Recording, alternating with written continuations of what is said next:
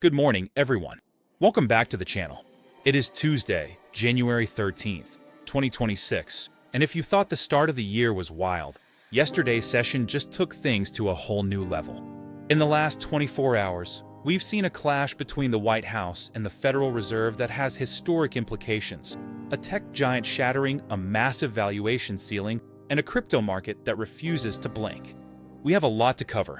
We're going to break down the closing levels, the DOJ's bombshell investigation into Jerome Powell, President Trump's latest comments on consumer debt, and the key earnings data dropping later today. Let's dive right in. First, let's look at the scoreboard. Despite a massive geopolitical and political scare early in the session on Monday, U.S. equities managed to stage a remarkable recovery to close higher. Here is where the major indices finished the day on January 12th, 2026. The S&P 500 climbed 0.65%, closing at 6,966.28. We are knocking on the door of the 7,000 level, a psychological barrier that seemed miles away just months ago. The Dow Jones Industrial Average added 238 points, or 0.48%, to finish at 49,504.07.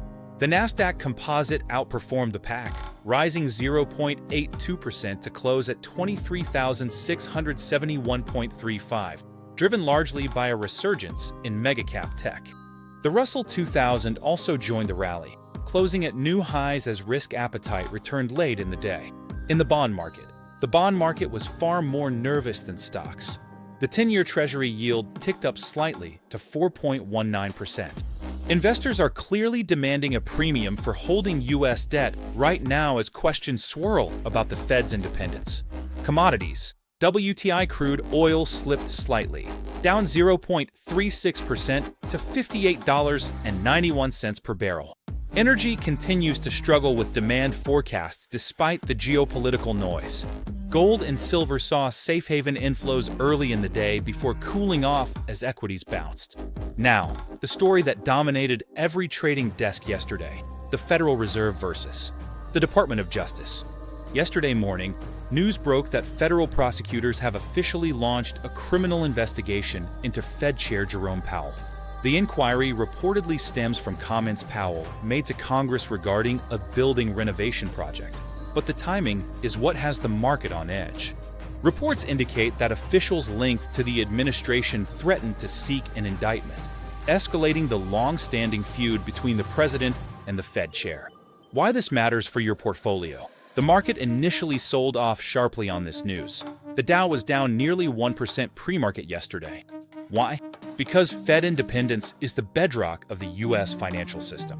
If investors believe monetary policy is being dictated by political pressure rather than economic data, the risk premium for U.S. assets goes up.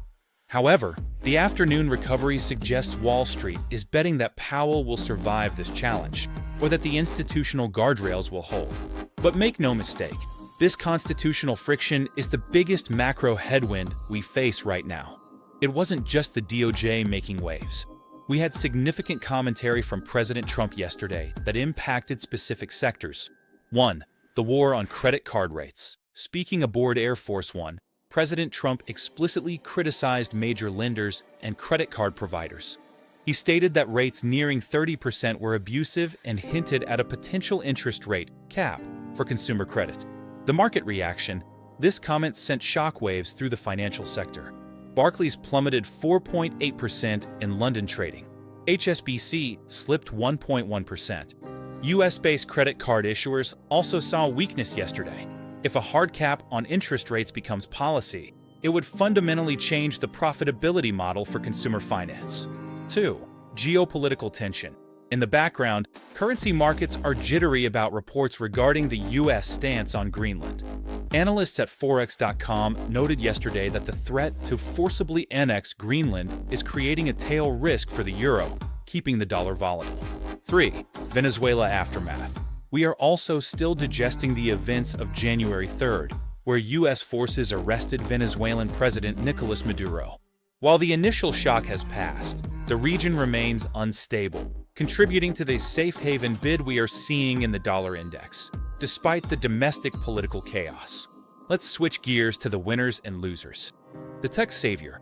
Alphabet, the reason the Nasdaq finished green yesterday? Alphabet, the parent company of Google, officially crossed the $4 trillion market cap milestone yesterday. Investors cheered this achievement, using it as an excuse to buy the dip in tech. This $4T valuation helped pull the entire S&P 500 out of its morning slump. The losers, banks as mentioned, the financial sector was the lagger. Between the uncertainty of the Powell investigation and the threat of interest rate caps, bank stocks were heavy.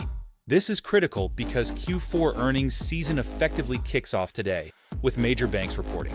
The bar has been lowered, but the sentiment is fragile. Checking in on the crypto markets, Bitcoin continues to show resilience. Despite the chaos in the fiat world regarding central banks, Bitcoin held its ground, trading up 0.5% in the last 24 hours to sit around $90,860. Interestingly, usually when the Fed is under attack, you might expect a massive flight to crypto.